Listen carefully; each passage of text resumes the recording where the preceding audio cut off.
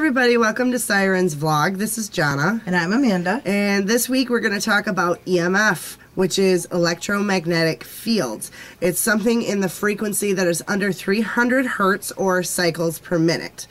Or second, excuse me. You will encounter this every day. The wiring in your house, microwaves, TVs, cameras, even motors can give off this, and there's a lot of things that come with the levels. So an extended exposure to extremely high levels can cause things like memory loss, depression, loss of energy, irritability, problems concentrating. You can get sick really easily, chronic fatigue. I mean, there's just a laundry list. And then one of the things that we can encounter, with like short doses of it, as investigators, you come across investigators getting headaches, getting nauseous, which has happened to us a couple of times. And actually, they say that it can cause hallucinations and paranoia. So, yeah, and then, so if you are looking what you want to when you first go into the home, when you walk through, you got to get your EMF levels. That way, if you get a spike, you know if you're dealing with an entity or... And you really have to be careful when you walk around. I mean, one of the things we do is we'll actually kind of draw out a floor plan. In each room, we'll give it a base temperature, a base EMF reading. But we'll also mark where there's like TVs, radios, anything that could give off a larger amount. So that way we know, if you're standing in front of the 34-inch high-screen deaf plasma TV, that, the 5 on the scale is not necessarily a 5. That could be the base reading that it gives off if you haven't done your homework. Right. And then again, if you guys are going and doing like abandoned properties, a lot of those places don't have electricity running anymore. They actually have been completely shut off. So your levels really should be around a 0.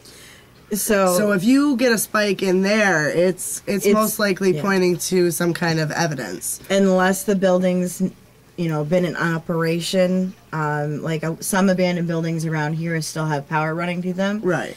So you kind of got to know where you're going to be, and that's why we say do your homework, make sure you know what you're doing, and you got to really be careful too, because if you're going to be in these places for multiple hours, you have to kind of keep in mind that there's this kind of stuff floating around. And right. Now, like we were talking about, when the levels spike, you could get evidence. It's actually said, too, that the spirits can manipulate this energy to manifest themselves. So make sure when you are doing anything, you tag, you make sure that everything that you have supports itself.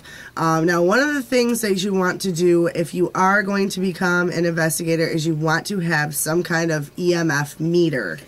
We use this lovely thing right here, which is a Gauss meter. And they're extremely easy to operate. This has a 9-volt battery in it. All you have to do is you press the button on the side panel, turns on, and then you just hold it flat as possible, because if you're moving around with it, that can fluctuate the reading. So if you're going to be in a room for a while, set it down, let it kind of get a base, and that'll let it know. But when it actually comes close to an EMF that's going to give some kind of a signature, you're going to see that there's a little dial on it. The dial will actually move, and it'll let you know about what level you're looking at. Now, my camera actually gets no EMF, which is kind of nice. But we do have the computer right here. And you can see it will beep when that spike occurs. Well, it'll beep, it'll make a noise. Some of them, some of the more expensive versions will light up, or they'll have a light up screen, so and that's usually like a K2, or another of the newer Gauss is actually built right into the millimeter. Right. So whatever you're using, you still want to have that baseline to go from to support your evidence. And we found out, in fact, we were doing an investigation in a home. The person kept seeing something moving, and it was right next to the fuse box. And for people who know where their fuse box is in their house, some people don't. The fuse box will almost always give you like the biggest spike you'll find at any home. I think we were hitting a 10 every time we walked in that area. Yeah. So, it's going to, the wiring in the home will set this off. So, like we said, you're going to want to be careful. And in that case, you're not going to rely on your EMF meter. There's plenty of other things that you can use in that area. So if there's anything you guys want to hear about, or you want to check out the site, all the information will be at the end of this vlog. So hopefully you guys had an awesome St. Paddy's Day. I know we did. We had fun. Yes, we did. And so you guys, you have a great week, and we'll see you next week. We'll be talking about spirit boxes on Siren's Vlog. Bye, guys.